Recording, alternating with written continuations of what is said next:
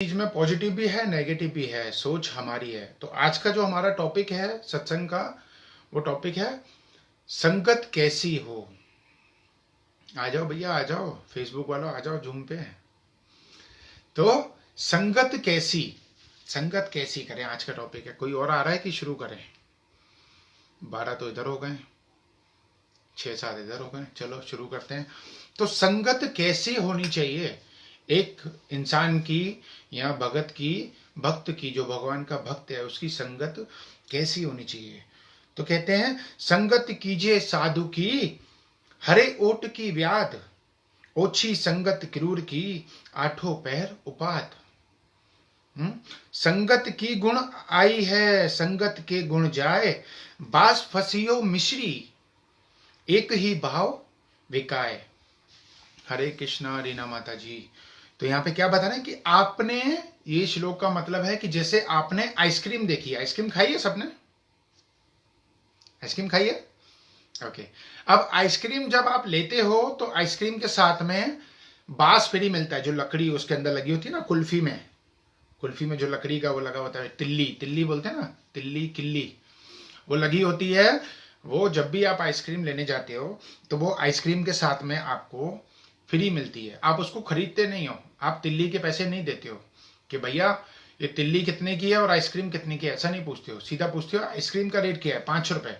Okay, तो तिल्ली आपको साथ में, उसके साथ में फ्री मिलती है। वो बांस की तिल्ली बिक जाती है, किस वजह से? कि उसके ऊपर आइसक्रीम लगी हुई है, और आप उसको उतना ही सम्मान देते हो, पकड़ के उसको चूसते रहते हो आइसक्रीम को।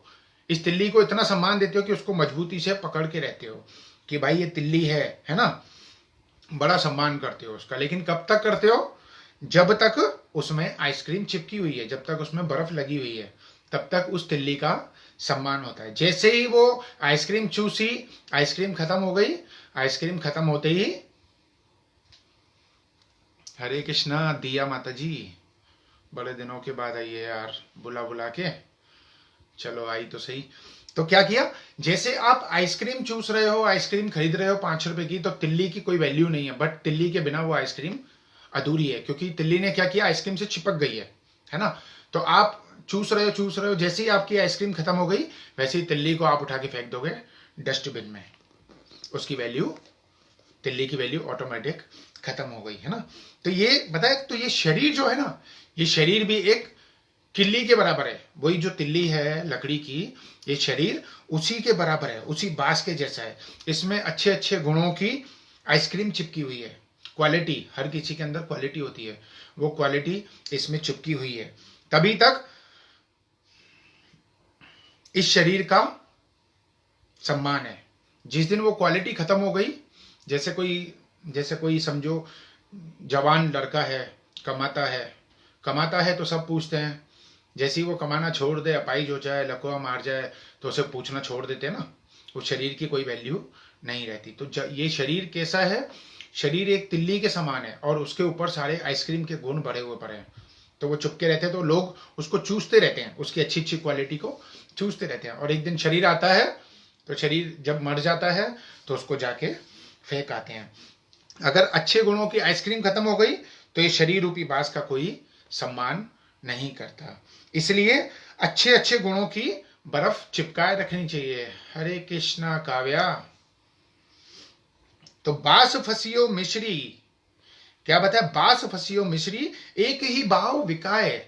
बांस लग गया मिश्री में या आइसक्रीम में, तो उस बांस की भी वैल्यू वो आइसक्रीम के बराबर हो गई। जैसे दूध के साथ पानी भी 50 रुपए किलो में बिक जाता है, दूध के अंदर मिक्स कर दो पानी तो वो भी 50 रुपए किलो बिक जाता है। ऐसे ही नकली घी भी देसी घी में मिक्स हो जाता है तो 250 रुपए, 300 रुपए, 400 रुपए, 500 रुपए किलो बिक जाता है। नकली घी की वैल्यू भी वैसी हो जाती है।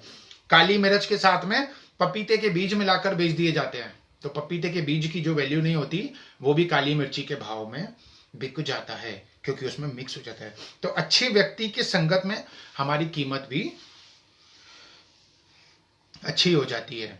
ऐसे ही गलत लोगों के साथ हमारी कीमत भी, वैल्यू नहीं रहती हमारी कीमत की, है ना। जैसे विदुर जी कहते हैं, जो पापियों से दोस्ती करता है उसका विनाश पहले होता है। जो पापियों से दोस्ती करता है ना, उसका विनाश पहले होता है। रावण के साथ कौन था? रावण का साथ देने वाला कुंभकर्ण, मेघनाथ। रावण का साथ देने वाले तो कुंभकर्ण था, मेघनाथ था और अक्षय कुमार था, है ना। उसमें अक्षय कुमार एक नाम आता है, वो भी था। अक्षय कुमार फिल्म वाला नहीं, तो अक्षय कुमार। तो उसने क्या किया, ये सब इन्होंने सबने रावण का साथ दिया। तो पहले कौन मरा? पहले ये सब मरे, रावण बाद में मरा। पहले ये सब मरे, पहले कुंभकर्ण मरा, मेघनाथ मरा, अक्षय कुमार मरा, लेकिन रावण इनके बाद में मरा। लेकिन अगर इन्हीं का साथ छोड़ दिया, गलत लोगों का साथ छोड़ दो, तो गलत लोगों का साथ छोड़ दिया किसने? विभीषण ने। तो रावण मर गया, फिर भी विभीषण नहीं मरा। रावण मर गया, रावण के मरने के बाद भी विभीषण नहीं मरा। इसलिए बल्कि विभीषण का जो राज तिलक होता है वो तक भगवान श्री राम ने किया, उसको गद्दी पे बिठाया, उसका राज तिलक किया। तो कहते हैं अच्छे लोगों का संग करो तो अच्छाइयां मिलती हैं, और खराब लोगों का संग करो तो बहुत बुरी गति हो जाती है ना। और जैसे कि संगत का असर रहता है, जैसे हमारे वृंदावन में जाओगे ना, तो वृंदावन में क्या होता है, बहुत सारे साधु संत हैं। तो जैसे एक बार मैं भी था, तो हमारे गुरुजी का सत्संग हो रहा था वृंदावन में। तो उन्होंने, कोई एक साधु आया हुआ था पीले कपड़े में, गुरुजी पहनते थे सफेद कपड़े, तो पीले कपड़े में साधु आया, सन्यासी। गुरुजी ने उसकी सेवा में लगा दिया हमको कि भाई इनकी थोड़ी सेवा कर लो, इनको ले आओ, गाड़ी में ले आओ, ऐसा करो वैसा करो। तो थोड़ी सेवा में लग गए।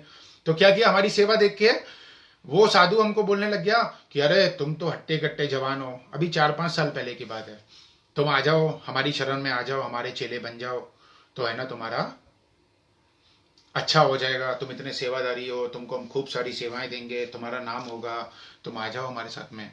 तो हमको ये बात समझ में नहीं आई। हमने अपने गुरुजी को बोली कि भाई ऐसी ऐसी बात बोल रहा था वो साधु।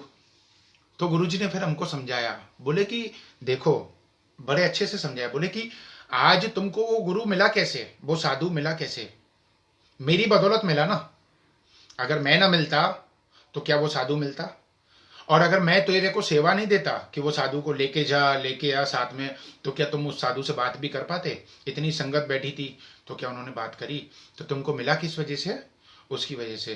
तो ऐसे ही गुरुजी से बात चल रही थी, तो गुरुजी को पूछा बातों बातों में कि भाई अगर ऐसे कोई अगर कोई चला जाए इनकी बातों में, चलो ठीक है गुरुजी, मैंने तो आपसे पूछ लिया, और अच्छा हुआ मैं नहीं गया, उनके कहने पर मैं जाता तो बहुत भारी नुकसान होता। तो क्या हुआ, मैंने पूछा कि अगर ऐसे कोई चला जाता है भक्ति में, है ना, आपको कोई गुरु मानता है और चला जाता है वो दूसरे किसी साधु के पास, किसी गुरु के पास, तो क्या होगा? तो उन्होंने जवाब दिया, बोले कि देख, पहली बात, आप एक गुरु को दुखी करके दूसरे के पास जाओगे तो आपका भला तो कभी होने वाला ही नहीं है। यानी आप मुझे छोड़ के अगर चले जाते वहां पर दूसरे गुरु के पास, मेरे गुरुजी बता रहे हैं, तो आपका वैसे ही भला नहीं होता, क्योंकि मैं दुखी हो जाता। मुझे लगता कि मेरा एक अच्छा शिष्य, मेरा एक अच्छा डिवोटी चला गया, एक मेरा फॉलोवर चला गया, तो मुझे दुख होता। तो आप एक गुरु को खुशी नहीं दे पाए, एक गुरु को दुखी करके आप दूसरे गुरु के पास कभी सुखी रह ही नहीं सकते। ऐसे ही हमारी बहुत सारी क्लासें होती थी इधर दुबई में भी, संडे की, सैटरडे संडे, मंडे नहीं थी, Tuesday, Wednesday, Thursday, Friday, continue रोज क्लासेस होती थी, 2-2 क्लास होती थी डेली। अभी 2 साल पहले दुबई में हर घर में। तो एक संडे वाली क्लास में हम गए, एक संडे की क्लास थी, वहाँ पे कुछ 4-5 लोग आते थे। तो एक लेडी थी, पूनम नाम था, नाम भी बता रहे हैं क्योंकि अभी तो हमारे कांटेक्ट में नहीं है, इसलिए आप लोगों को जस्ट ये किसी के ऊपर ताना बाना नहीं है, ये सिर्फ समझाने के लिए है। तो उसने क्या किया, लड़की ने, जो पूनम नाम की जो लेडी थी, वो कहीं अपनी फ्रेंड सर्कल था उनके साथ में भी जुड़ी हुई थी, हर जगह पे जुड़ी हुई थी, इधर उधर सब जगह पे जाती थी। कोई भी आ जाए, साईं टेवरम आ जाए तो वहाँ चली जाएगी, अनंतपुरी वाले आ जाए तो वहाँ चली जाएगी, जो भी साधु आ जाए या कहीं भी संगत हो तो वहाँ पर चली जाएगी। तो कोई बात नहीं, बुराई नहीं है, जाना चाहिए। अब उसके घर में सत्संग हो रहा था हमारा कंटिन्यू संडे को, तो कुछ उसकी सहेलियां थी। ऐसा होता है ना कि कल भी बताया ना कि जैसे हाथी चलते हैं तो आगे सम्मान वाले भी मिलते हैं और पीछे वाले भी मिलते हैं बहुत सारे। तो ऐसे ही इवन कि कोई साधु बन जाए, चाहे अभी तक किसी भी साधु का नाम गिनवा दो, चाहे किसी का भी नाम ले लो, चाहे गुरु नानक का ले लो, चाहे कबीर दास का ले लो, चाहे महावीर भगवान का ले लो, चाहे आसाराम बापू का ले लो, चाहे किसी का ले लो, जितने इनके फॉलोवर्स बने, जितने इनके भक्त बने, है ना, मुझे 4 ही नाम याद आए अभी, जितने इनके भक्त बने उतने ही इनके पीछे बुराई करने वाले भी बने ही बने।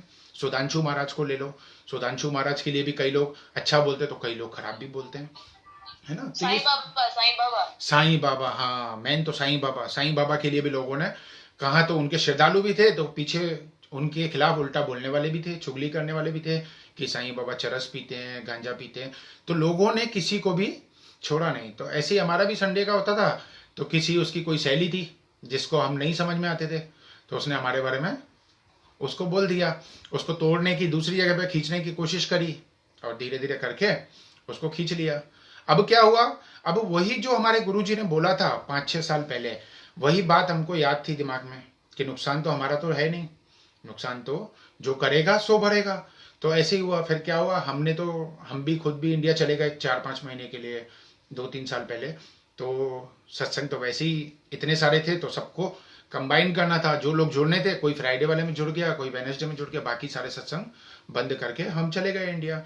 अब क्या हुआ उसका नतीजा, अब वो लेडी अभी भी कांटेक्ट में है, उसकी सारी खबर आती है क्या करती है। अब पता चला वो अपने घर पे गणपति रखती थी, अब न गणपति भी नहीं रख पाती, अपने घर पे दूसरे प्रोग्राम करवाती थी, वो भी नहीं करवा पाती, अब वो कहीं की भी नहीं रही। धीरे धीरे करके उसकी सारी संगत छूट गई। इसलिए आज का जो यहाँ पर टॉपिक है कि संगत करो, संगत भी करो। आप ये भी मत भूलो संगत करते में कि आप किसकी वजह से बढ़ रहे हो। अगर आज मैंने अपने गुरुजी की बात नहीं मानी होती, गुरुजी की सेवा नहीं करी होती, तो वो मुझे सेवा देते क्या कि जाओ साधु को लेके आओ कार में, अरे हाँ कमल तुम आए हो, आ जाओ आ जाओ, ये चाबी पकड़ो, वो एक साधु आए हुए हैं छठीकरा चौराहे पर, मथुरा के पास एक छठीकरा चौराहा है, वहां से कोई 10 मिनट का रास्ता था, तो बोले वो गाड़ी में चले जाओ, तो आए तो बस में हैं, तो तुम गाड़ी में ले आओ उनको कार में।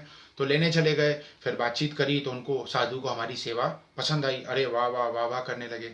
लेकिन नतीजा क्या हुआ, उन्होंने क्या कोशिश करी हमको खींचने की कि भैया आजा, अट्टा गट्टे हो, आओ हमारे साथ सेवा करो, सन्यासी के साथ रहोगे, तुम भी बाल ब्रह्मचारी हो, ओके दबा देना, सब लोग बंद हो जाए तो दोबारा कनेक्ट कर लेना, 40 मिनट हो जाएंगे तो ठीक है। तो क्या किया, अगर हम उनकी बातों में आते तो हमने तो गुरुदेव से पूछा साफ साफ कि गुरुजी बताओ क्या चक्कर है, तो उन्होंने समझाया कि अगर हम नहीं मिलते तुम्हें तो ये भी नहीं मिलते, और ये भी तुम्हें तब सम्मान दे रहे हैं जब तुमने हमारा नाम लिया, तुमने बोला कि हम वो गुरुजी, फलाने गुरुजी की तरफ से आए हैं, तो ही तो उन्होंने तुम्हें सम्मान दिया, तभी तो तुम्हारी गाड़ी में आके बैठे, नहीं तो वो भी तुम्हें सम्मान नहीं देने वाले थे, है ना।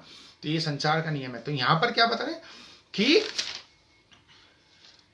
इसलिए संग भी करो भक्तों का, तो कहीं पर कुछ मत करो, है ना। और कुछ बातें, राजू मम्मी आई है आपकी, नहीं आई है, ओके।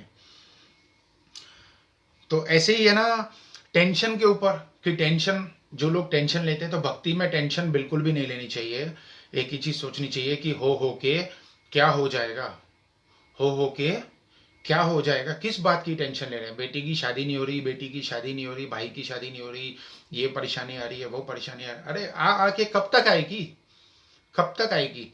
रास्ते में जा रहे हो, 500 लोग घूम रहे हैं, बड़ दुबई में या देरा में घूम रहे हो, 500 लोग घूम रहे हैं, और एक भिखारी आता है आपके पास ही आता है, डे टू डे से आप निकले, वहां से 50 लोग निकल रहे हैं, उनको नहीं पकड़ा, आपको पकड़ लिया भिखारी ने कि माता जी एक 5 रुपए दे दो ना, खाना खाना है, तो आपको ही क्यों पकड़ा, यानी आपका ही लेना देना बाकी था ना उससे, तो आपसे मांगने आया तो आप दे दो, नहीं दे सकते हो पैसे तो खाना खिला दो, है ना। जैसे ईश्वर जी कहते हैं कि मैं तो खाना खिला देता हूं अगर कोई मेरे पास मांगने के लिए आता है तो उसको आपने क्या किया, खाना खिला दिया।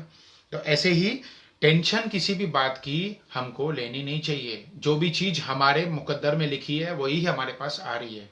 टेंशन लेने से और बीमारियां बढ़ती हैं, और जवानी तो बिल्कुल आती नहीं है, बचपन के बाद सीधा बुढ़ापा आ जाता है बहुत सारे लोगों का, है ना। और चुगली, इधर की बात उधर, उधर की बात इधर, लोगों को आपस में लड़वाना, चुगली भी भक्ति में बहुत हानिकारक है। इसलिए संग करें, चुगलखोरों का संग भी न करें, है ना। कबीरदास से पूछा किसी ने कि सत्य नहीं, राज्य धन और भक्ति, राज्य धन और भक्ति, इन तीनों में इंपॉर्टेंट क्या है। कबीरदास को किसी ने पूछा, तो कबीरदास कह रहे हैं, अरब खरब लोद्र भयो उदय अस्त न राज, भक्ति महात्म न तुले सब कोने काज। ये सब चीजें ये सब चीजें, बाकी सब चीजें टेम्पररी है। भक्ति को उन्होंने बहुत खास बताया। राजा भरतरी, जिनका नाम कुछ 2-3 दिन पहले हमने लिया था, राजा भरतरी उज्जैन के थे। और क्या किया, बड़ा राज्य था, साम्राज्य था, गद्दी थी, राज छोड़ा, ताज छोड़ा, रानी थी उनकी बीवी खूबसूरत पिंगला, नेट पे मिलेगी आपको, रानी पिंगला, उसको छोड़ दिया, राज गद्दी छोड़ दी और कहाँ आ गए, गुरु गोरखनाथ की शरण में, और उनसे दीक्षा लेके साधु का वेश पहन के और भगवान की भक्ति में रत हो गए। यानी भक्ति इतनी इंपॉर्टेंट है। अगर राज्य और पैसा इंपॉर्टेंट होता तो राजा भरतरी कभी भी नहीं आते हैं। ओम नमो भगवते वासुदेवाय। ओम नमो भगवते वासुदेवाय। आपके हस्बैंड ने पार्टिसिपेट किया था ना इंडिविजुअल कोविड-19 का, आपका भी अलग था।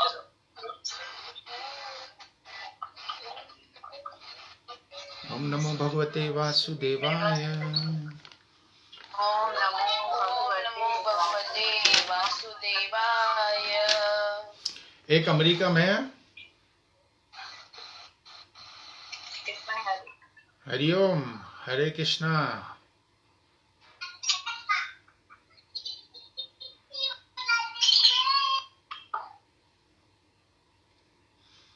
ओके, तो एक साधु था, अमेरिका में गया, और अमेरिका में जाके एक कोई वहां पे बड़ा सेठ था, उस सेठ के पास गया, और सेठ रहता था ना वहां पर, तो उसके पास जाके बोलता है उसको कि मुझे एक एक कमरा चाहिए, मुझे एक कमरा मिलेगा रहने के लिए। तो वो जो सेठ था, सेठ बोला एक क्या, मेरे पास तो 2000 कमरे हैं, जितने चाहिए उतने ले लो महाराज, किसने मना किया है। साधु को बोला, ये भी इंडियन था, वो भी इंडियन था, वो भी भारतीय था, साधु भी भारतीय था। गया तो बोला कि मुझे एक कमरा दे दो। बोले कि एक कमरा क्या, मेरे पास तो 2000 कमरे हैं, जितने चाहिए ले लो। बड़ा सा बड़ी सी कोठी थी, बंगले टाइप में, तो एक कमरा उसको दे दिया, 21 नंबर कमरा, भैया तुम्हारा हो गया।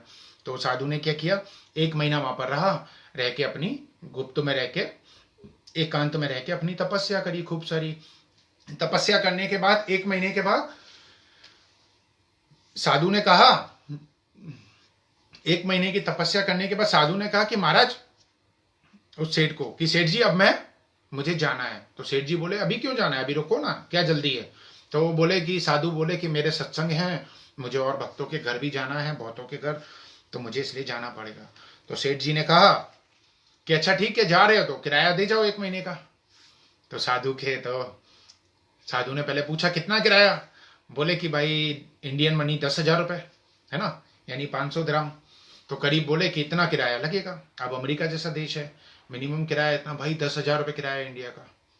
तो बोले 10,000 रुपये किराया, वो तो मेरे पास नहीं है, ये किराया तो इतना, और तुमने तो मुझे ऐसे रखा था, तुमने तो बोला था आइए आइए आइए करके, मुझे लगा तुम साधु की सेवा करोगे, 1 महीना मुझे फ्री में अपने पास रखोगे, साधु की सेवा करोगे। अब जब मैं जा रहा हूं तो तुम बोल रहे हो पैसा दो। बोले पैसे तो मेरे पास नहीं है। वो बोला, सेठ बोला अगर पैसे नहीं है तो तुम रहे क्यों यहाँ पर, अगर पैसे नहीं थे तो तुम रहे क्यों, और तुमने पूछा क्यों नहीं। तो साधु कह रहा रहे तो इसलिए हमने सोचा कि तुम कुछ सेवा वेवा कर रहे हो, इस सेवा के भाव से हम रुक गए, है ना। और आप इतने मीठे मीठे वचन बोल रहे थे, सेठ को बोल रहे हैं साधु कि सब आपका है महाराज, सब आपका है, हमारा तो कुछ नहीं है। अब पता चला कि मेरा तो कुछ भी नहीं है, उल्टे पैसे भी मांग रहे हो। तो साधु परेशान, अब साधु क्या करे, लेकिन था तो साधु, था तो संत, तो दिमाग तो चलेगा ही चलेगा। भगवान के भक्तों का दिमाग तो बहुत तेज चलता ही चलता है, बुद्धिमान होते हैं। तो उसने कहा, क्या बोले कि किराया तो आपको बहुत मिला जिंदगी में, मैं आपको कुछ स्पेशल चीज देता हूं किराए के बदले में। मेरे पास 10,000 रुपये तो नहीं है, पर मैं किराए के बदले में आपको कुछ स्पेशल चीज देता हूं। तो उसने कहा सेठ ने कि ठीक है भाई दिखाओ, आखिर तुम हमको ऐसी कौन सी स्पेशल चीज देने वाले हो। तो इसने क्या किया, अपनी जेब में से, झोली में से निकाली एक सुई, जिससे धागा सिलते ना, वो सुई निकाली चाराने वाली, उस समय तो चाराने की मिलती थी। तो सुई निकाली, सुई दे दी इसको, साधु को। बोले कि महाराज इसको, सेठ को दे दी सुई। बोले ये लो सुई। सेठ ने कहा यार ये 25 पैसे की सुई और किराया मेरा 10,000 रुपए का, ये तुम क्या बात कर रहे हो महाराज, ऐसे नहीं चलेगा, मेरे को मेरा पैसा पूरा चाहिए 10,000 रुपए। तो साधु बोला तुम ज्यादा मत बोलो, जो दे रहा हूं चुपचाप से ले लो। सेठ बोला क्यों ना बोलूं, ये सुई नहीं तो क्या हवाई जहाज है, ये चाराने की सुई नहीं है तो क्या हवाई जहाज है जो मैं ना बोलूं। कि मुझे 10,000 रुपए के बदले में ये 25 पैसे वाली सुई दे रहे हो। तो साधु बोला, देखो दिमाग, भगवान कहते हैं ददामी बुद्धि योगम तम। भगवान ने एक एक चीज की व्याख्या करी है भगवत गीता में। अगर कोई भगवत गीता को पढ़ ले, उसके जीवन में दुख ना आए। दुख क्यों आता है? अरे छा थींदो, छा थींदो, छा थींदो, क्या होगा, मैं मर जाऊंगी तो क्या हो जाएगा, मेरे परिवार कैसे चलेगा, मेरा कुल खानदान कैसे चलेगा। अरे भैया, तुझसे पहले कई गए कई आए, कई गए कई आए, वो भी जिए। ऐसा नहीं कि वो मर गए और उनके वो चले गए, उनके बाद तुम भी जी रहे हो। जी रहे हो ना? ऐसा तो नहीं है कि नहीं जी रहे हो, तो सब तो जी रहे हैं।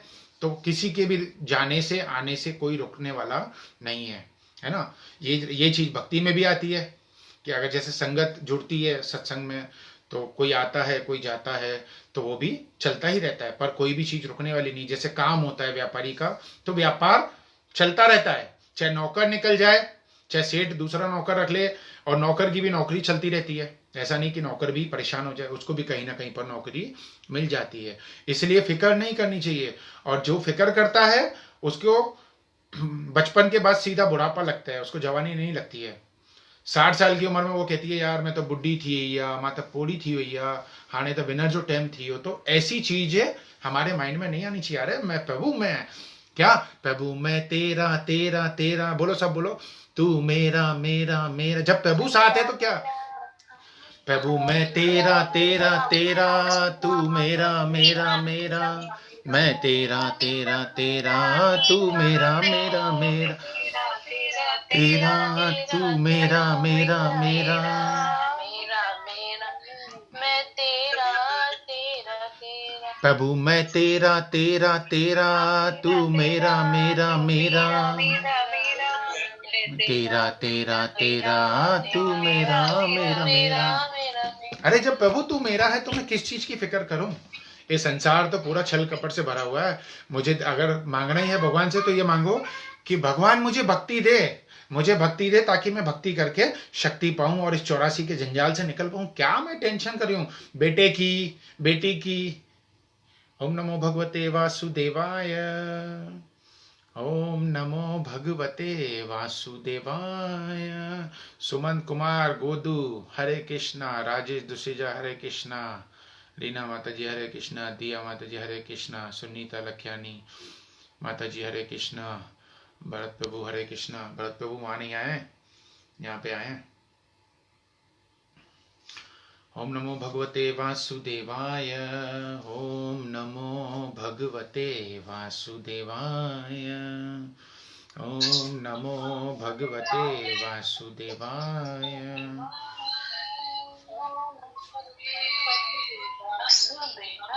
ओम नमो भगवते वासुदेवाय, ओम नमो भगवते वासुदेवाय, ओम नमो भगवते वासुदेवाय, ओम नमो भगवते वासुदेवाय, ओम नमो भगवते वासुदेवाय, ओम नमो भगवते वासुदेवाय, ओम नमो भगवते वासुदेवाय, ओम नमो भगवते वासुदेवाय, ओम नमो भगवते।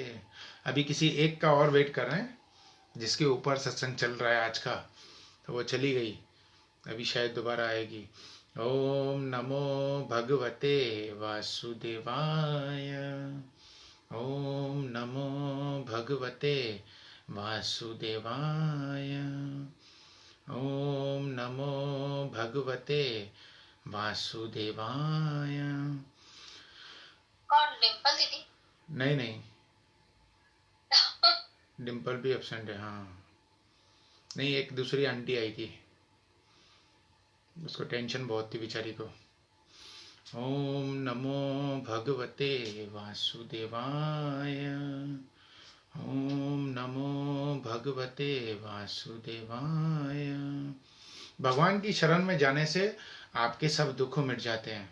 भगवान की शरण में जाओ, भगवान के भक्तों की शरण में जाओ, ज्ञानियों की शरण में जाओ, महापुरुषों की शरण में जाओ, तो आपके दुखों का नाश तो होना ही होना है ना। खैर, तो हम क्या करें, कहाँ पर थे पढ़ी बताना।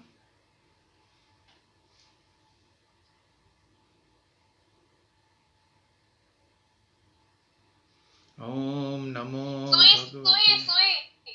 सुई। हाँ, तो क्या किया, इसको दे दी, सेठ को दे दी साधु ने सुई। बोले 10,000 रुपए किराया और तुम दे रहे हो बदले में सुई, ऐसा नहीं चलेगा महाराज, मुझे तो मेरे पैसे चाहिए। तो उसने कहा चुप कर, ज्यादा बात मत कर। तो बोला साधु, साधु ने कहा कि चुप कर, ज्यादा मत बोल। तो सेठ बोला क्यों नहीं बोलूं, ये सुई है, हवाई जहाज थोड़ी है कि मैं नहीं बोलूं, तो मुझे तो मेरे पैसे चाहिए, ये सुई मुझे नहीं चाहिए।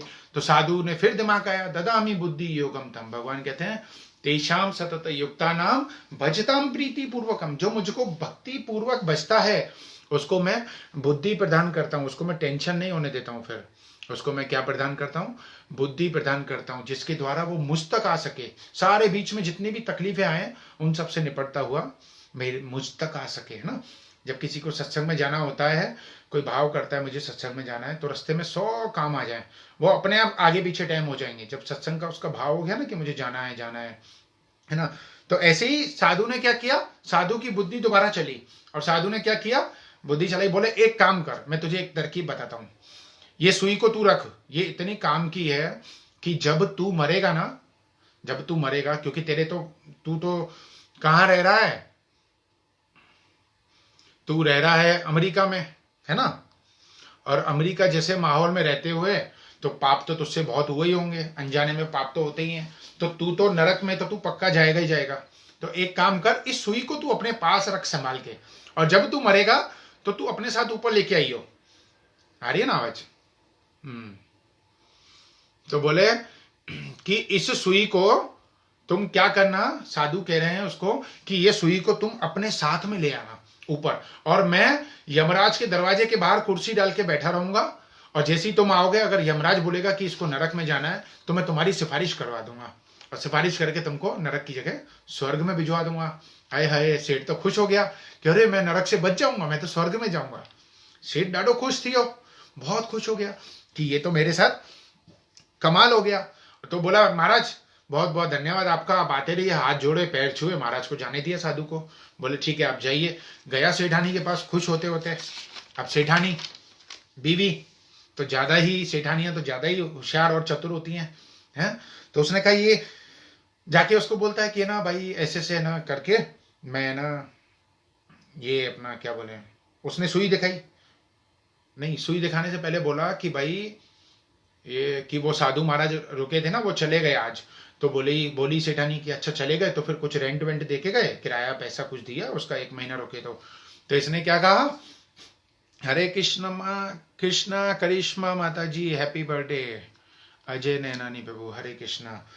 तो क्या बोले कि वो जो थी सेठानी, सेठानी बोलती है अरे यार तुम उल्लू के उल्लू हो, वो तुमको दे गया साधु सुई, और तुम खुश हो रहे हो कि मुझे स्वर्ग का रास्ता। बोले सुई से खुश क्यों हो रहे हो, बोले उसने स्वर्ग का रास्ता मिलेगा, हमें स्वर्ग मिलेगा। उसने बताया महाराज की बातें कि महाराज ने ऐसा ऐसा बोला। वो बोले कि भाई वो साधु भी चतुर था, और तू उल्लू का उल्लू, तू उल्लू का उल्लू ही रहेगा, और तुझे वो साधु भी डबल उल्लू बना गया। तो ये सेठ ने पूछा कि उल्लू के उल्लू तो क्या मतलब है तेरा, कि मतलब मैं पहले से भी उल्लू था। तो बोले हाँ तुम पहले से भी उल्लू थे, अब तुम डबल उल्लू हो गए हैं, इसको कहा। तो सेठानी ने कहा कि जाओ उसको पकड़ो साधु को, उसने तुम्हें स्वर्ग में जाने के लिए बोला है, स्वर्ग दे दिया है, और तुम उल्लू बन के आ गए। स्वर्ग में तुम्हारा शरीर तो यहीं रह जाएगा, जब शरीर जाएगा नहीं तो वो सुई कहां से ऊपर जाएगी तेरे साथ में। तो वो साधु तुझे उल्लू बना गया, और तू तो सच में उल्लू बन गया। शेर के दिमाग की हड्डी ठनकी और भागा साधु के पीछे। साधु 1 किलोमीटर का पैदल कर चुका था, पैदल ही पैदल जा रहा था। इसने 1 किलोमीटर गाड़ी ड्राइव करके आखिर में उसको पकड़ लिया है। और पकड़ने के बाद बोलता है कि भाई, साधु को बोला ये तुम्हारी सुई पकड़ो, तुमने मुझे उल्लू बनाया, और ये अपनी क्या बोलते सुई पकड़ो, और मुझे मेरे पैसे 10,000 रुपए दे दो। और साधु उधर सोच रहा है क्या बला मुसीबत सी मेरे पीछे पड़ी है, वहां से पता नहीं कैसे इसको निपटा के आया, अभी यहाँ पे आके फिर मेरे पीछे पड़ गया। बोला क्या है? साधु बोलता है क्या है? बोलता मुझे मेरे 10,000 रुपये चाहिए भैया, मुझे ये सुई बुई नहीं चाहिए तुम्हारी, है तो है ना, मुझे 10,000 रुपये वापस कर दो, ये स्वर्ग वर्ग गया बाहर में, तो मुझे उल्लू बना रहे थे, तो मुझे दे दो। साधु बोला कि ना मैं तुम्हें उल्लू क्यों बनाऊंगा, उल्लू उसे बनाया जाता है जो पहले से नहीं बना हो। साधु ने कहा उल्लू उसको बनाया जाता है जो पहले से नहीं बना हो, तुम तो पहले से ही उल्लू हो। वो सेठ बोला अरे यार ये क्या चक्कर है, मेरी बीवी भी बोलती है कि तुम पहले से ही उल्लू हो। अब ये इसका देखो, इसे भोलापन भी बोल सकते हो, है ना। तो क्या किया, बोलो क्यों वापस करने आए हो? बोला कि जब शरीर ही यहां पर रह जाएगा तो सुई कैसे साथ में जाएगी, उल्लू ही तो बना रहे हो महाराज आप हमें। तो महात्मा बोलते हैं कि जब तूने इतना जान लिया, जब तुझको इतना ज्ञान हो गया कि सुई भी साथ नहीं जाएगी, तो उल्लू आदमी ये भी तो सोच 10,000 रुपए भी थोड़ी तेरे साथ में जाएंगे। तूने कुछ पुण्य का काम कर लिया है, रात बेवकूफ कहीं का, एक नंबर का, तूने कुछ पुण्य का काम कर लिया, साधु की सेवा कर ली, तो ये पैसे भी अभी तू मुझसे मांग रहा है, ये भी तेरे साथ थोड़ी ऊपर जाएंगे। ये सुई तो तुझे इसलिए दी थी मैंने ताकि तेरे समझ में आए।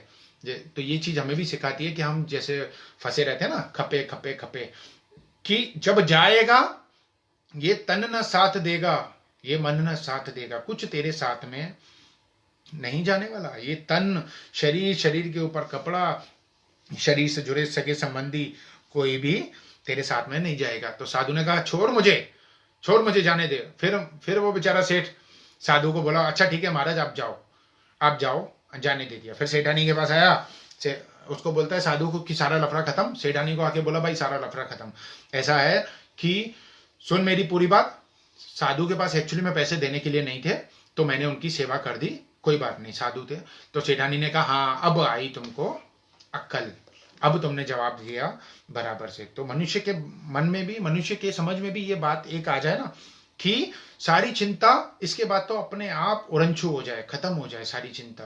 अगर सिर्फ एक ये बात खत्म हो जाए कि जानी तो हमारे साथ में एक सुई भी नहीं है ना, पर समझ में नहीं आता। दिक्कत तो वही है ना, एक इसमें भजन आता है, अरे मन ये 2 दिन का मेला रहेगा, अरे मन ये 2 दिन का मेला रहेगा। बोले काम करो, संत कहते काम करो, सेटिंग करो, मैनेजमेंट करो, अरेंजमेंट करो, विकास करो, उन्नति करो, करोड़ों कमाओ, लाखों कमाओ, बिल्डिंग बनाओ, लेकिन उदारता से कर्म करो और उदारता से धर्म की रक्षा में लगाओ, है ना। कुछ भी तुम काम करो, देश की सेवा में लगाओ, गौ सेवा में लगाओ, माता पिता की सेवा में लगाओ, माता पिता पहले पूजनीय है, माता पिता की सेवा में लगाओ। कमाने की भले हद कर दो और लालच को रद्द कर दो अपने जीवन से कि लालच खपे खपे खपे, उसको रद्द कर दो। फिर देखो जिंदगी में 4 चांद न लग जाए तो। हाँ, अरे मन ये 2 दिन का मेला रहेगा, न कायम जगत का जमेला रहेगा। बोले आपके जीवन में, मनुष्य के जीवन में, एक लड़के के जीवन में, एक पुरुष के जीवन में सिर्फ 2 दिन का ही मेला आता है। पहला मेला आता है जब उसकी सगाई, शादी उत्सव होता है ना, शादी होती है, तो शादी के मोमेंट पे उसके जीवन में मेला लगता है। तो उसके पीछे 500-700 वो घोड़े पर चढ़ा हुआ होता है, घोड़े पर बैठता है और हंसता है, घोड़ा हंसता ही है। तो बोले कि घोड़े पर चढ़ता है और 500-700 हजार लोगों को इनवाइट करते हैं शादी में। तो एक तो वो मेला होता है। तो बोला घोड़े की पीठ पर दूल्हा जब बैठा होता है तो घोड़ा ऐसे ही करता है ना, करता है ना, सुना ना।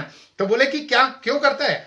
फिर आंख घुमा के थोड़ा सा देखता है दूल्हे को, तो देखता है दूल्हा भी हंस रहा है, तो फिर ये डबल करता है तो बोले यार थोड़ा आगे जाता है, दूसरा घोड़ा मिलता है, दूसरे घोड़ा पूछता है कि भैया तुम इतना हंस क्यों रहे हो, इतना जोर जोर से हंस क्यों रहे हो, डबल क्यों हंस रहे हो? तो बोला ये जो मेरी पीठ के पे बैठा हुआ है ना, वो भी हंस रहा है, मैं इसलिए हंस रहा हूं, इसे ये संकेत दे रहा हूं कि आज मैं घोड़ा हूं, कल से तू भी घोड़ा बनने वाला है। आज मैं घोड़ा हूं, कल से तू भी घोड़ा बनने वाला है। आज तेरे जीवन का ये खुशी का दिन है, तो तू हंस ले। मैं इसे हिंट दे रहा हूं लेकिन ये समझ नहीं रहा, संकेत दे रहा हूं, है ना। तो बोले तो एक मेला तो शादी में लगता है जब हमारे साथ 400-800 लोग जुड़ते हैं, आते हैं। दूसरा मेला लगता है जब मृत्यु होती है, तो आगे आगे लाश चलती है और पीछे पीछे 1000 लोगों की, 500 लोगों की भीड़ चलती है। तो वो दूसरा मेला होता है जो, और बोले कि जिसके लिए गा रहे हैं, जो मेला शमशान का लगा है, जा रहे हैं लाश को लेके और गा रहे हैं राम राम सत्य है, बाकी सब असत्य है, या जो भी गा रहे हैं ना, तो बोले राम राम सत्य जिसके लिए बोल रहे हैं वो तो एक लाश है, वो तो एक लाश है, वो तो मर गया, वो तो सुनता नहीं।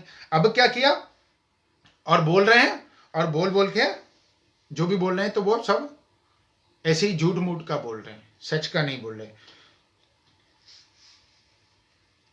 और घर जाएंगे तो घर जाके क्या करेंगे, घर जाके थोड़ी मानेंगे। जो भी लोग रहते हैं शमशान में, घर जाके थोड़ी मानते हैं कि राम नाम सत्य है। उसको बता रहे हैं, अरे भैया तू जा रहा है, राम नाम सत्य है, भगवान का नाम ही सत्य है।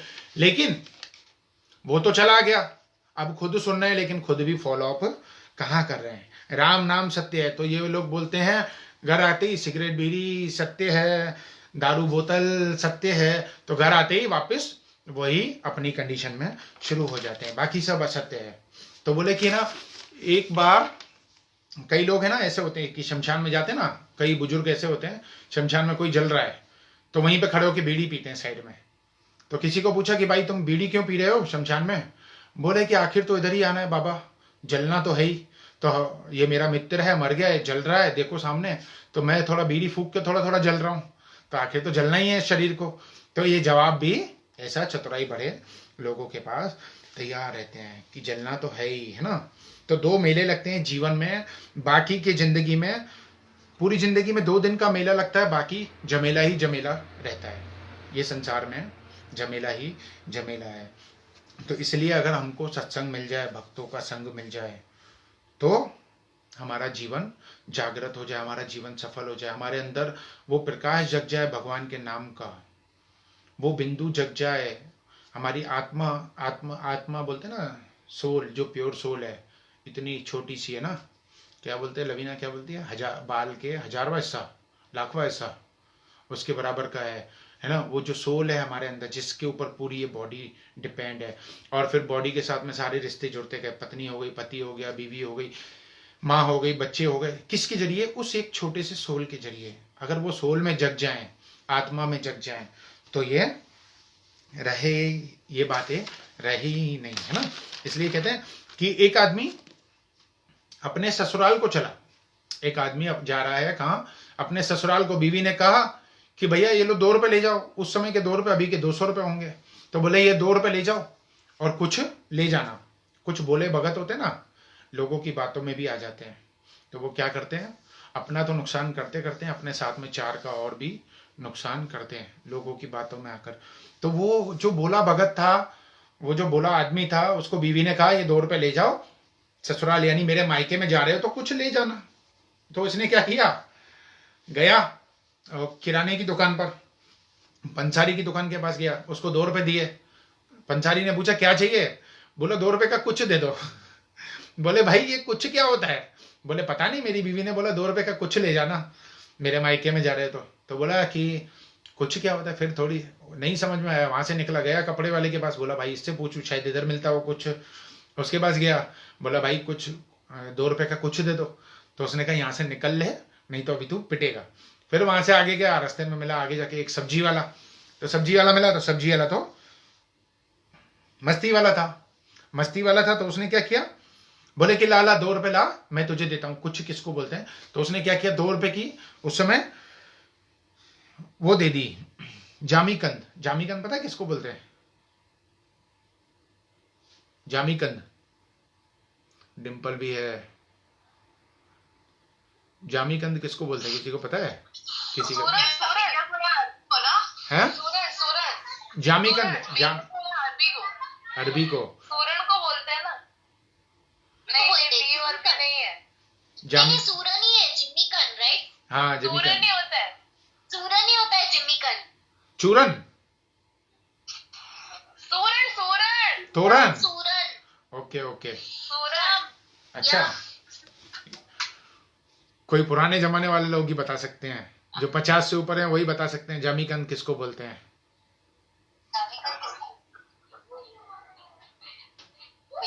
एक ग्रीन कलर का पत्थर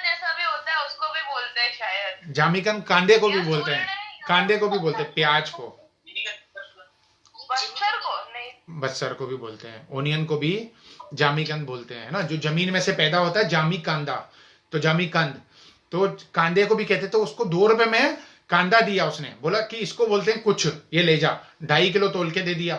अब ये तो लेके चला गया भाई, इसका नाम होगा कुछ, तो लेके चला आगे। रास्ते में थोड़ी सी भूख लगी तो बोला 250 ग्राम में खा लूं, तो 250 ग्राम तो खुद निकाल के उसमें से लगभग खा लिए। अब भूख लगी थी, पता ही नहीं, लेकिन खाने के बाद, प्याज खाने के बाद में गले में खराश हो जाती है, रूखा प्याज खाओ ना, तो उसने तो खा लिया, गले में पूरी खिचखिच हो गई, खराश हो गई। गया सास के पास, सास को बोला, पैर वैर छुए और सास को बोला कि सासू माँ आपके लिए कुछ लाया हूं, इसको रख लो। तो सास ने ले लिया और लेके जब अंदर गई, अंदर जाके अलमारी में रखने के लिए गई, बोली पता नहीं क्या लाया होगा, कुछ तो लाया होगा मिठाई विठाई, तो खोल के देखी तो उसमें प्याज निकला।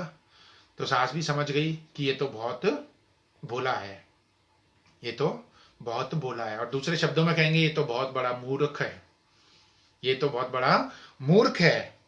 तो जब भी हम कुछ कार्य करें ना, तो हमारा विवेक जागृत होना चाहिए, हमारा विवेक जागृत होना चाहिए कि भाई ये काम मैं कर रहा हूं। हमें क्या लगता है कि हमें कोई संसार में देख नहीं रहा। बिल्ली होती है ना, बिल्ली, बिल्ली क्या करती है, कटोरे में मुंह डालती है और चारों तरफ उसे अंधेरा दिखता है, वो सोचती है मुझे कोई देख नहीं रहा, पर बिल्ली को सब देख रहे होते, बिल्ली किसी को देख नहीं रही होती। बिल्ली जब कटोरे के अंदर अपना पूरा मुंह डालती है दूध पीने के लिए, तो उसको लगता है कि मुखे तो कोई दिसे ना, तो मुझे तो कोई देख नहीं रहा। पर एक बिल्ली ऐसी होती है जिसको सब देख रहे होते हैं, है ना। तो इसलिए अगर हम कोई भी कर्म कर रहे हैं तो हमें ये नहीं सोचना चाहिए कि हमें कोई देख नहीं रहा, हर कोई देख रहा होता है। अगर आप अच्छा संगत करोगे, जब हर कोई देख रहा है तो हर किसी के अंदर बैठा हुआ राम भी देख रहा है ना। अगर हम किसी को चोट पहुंचाते हैं, दुख देते हैं, तकलीफ देते हैं, तो वो सीधा कनेक्शन भगवान से जुड़ जाता है। कहते हैं ना, किसी कमजोर को आपने सताया, ये बात याद रखना, लाजू माता जी आप भी याद रखना ये बात, है ना। तो ये आपको एक्सप्लेन करने के लिए कहीं पर काम आ सकती है कि अगर आपने किसी कमजोर को सताया, हो सकता है वो आपके आगे कमजोर है, आपको जवाब नहीं दे पा रहा, पर उसके अंदर बैठे हुए राम को चोट लग रही है, वो आपको छोड़ेगा नहीं। वो शरीर वाला छोड़ देगा आपको, पर उसके अंदर जो बैठा हुआ राम है वो आपको छोड़ेगा नहीं। ये बात सबके ऊपर लागू होती है।